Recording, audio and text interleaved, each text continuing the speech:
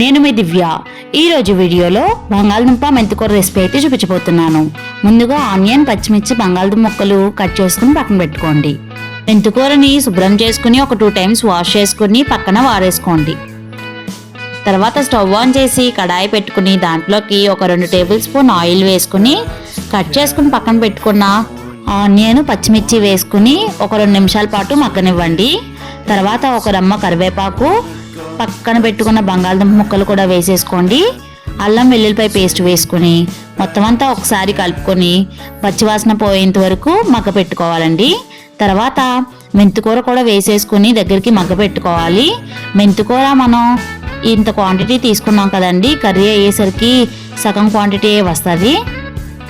మూత పెట్టేసి మీడియం ఫ్లేమ్లో దగ్గరికి మగ్గ పెట్టుకోవాలండి. మధ్య మధ్యలో అడుగంటకుండా కదుపుకుంటూ ఉండాలండి.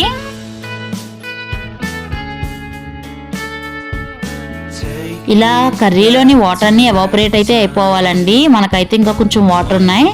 ఆ వాటర్ కూడా ఎవాపరేట్ అయిపోయిన తర్వాత దాంట్లోకి చిటికెడు పసుపు, సరిపడా ఉప్పు వేసుకుని ఒకసారి కలుపుకోండి. సరిపడా కారం కూడా వేసుకుని ఒకసారి కలుపుకోండి.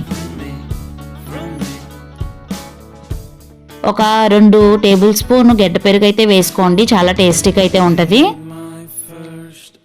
మొత్తం అంతా ఒకసారి కలుపుకొని పెరుగులో ఉన్న వాటర్ అంతా ఎవాపరేట్ అయ్యేంత వరకు మగ్గనివ్వాలి. తర్వాత దాంట్లోకి 1/2 tablespoon మసాలా పొడి కూడా వేసుకొని ఒక 1/2 cup వరకు వాటర్ కూడా వేసుకొని దగ్గరికి ఉడకపెట్టేసుకోవాలి.